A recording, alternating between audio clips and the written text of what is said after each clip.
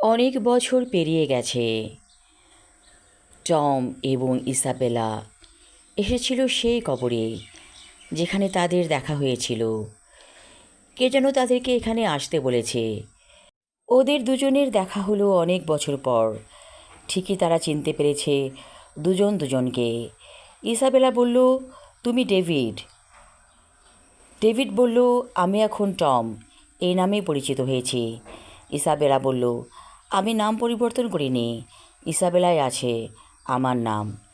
এমন সময় কে যেন তাদেরকে ধরে ফেলল, তাদের আত্মাকে বের করে ফেলল। এই তান্ত্রিক অনেক বছর ধরে দুটো আত্মাকে খুঁজে বেড়াচ্ছে এবং সেই তাদেরকে এখানে আসতে বলেছিল। আত্মা দুটো ছটফট করছে, বেরোতে চায় ঝোলা থেকে, কিন্তু পারছে না। হঠাৎ সেই তান্ত্রিক একটু অন্যমনস্ক হয়ে গেল, দুটো আত্মা বেরিয়ে গেল। তান্ত্রিক আর কিছুই করতে পারল না।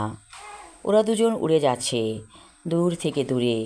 কত দূরে যাচ্ছে কেউ জানে না, কিন্তু একসাথেই আছে।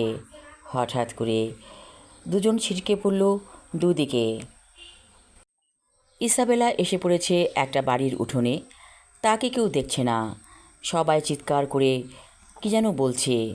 এখানে একটি বৃদ্ধা মহিলা, সে ঝগড়া করছে, এমন নোংরা ভাষায় গালিগালাজ করছে।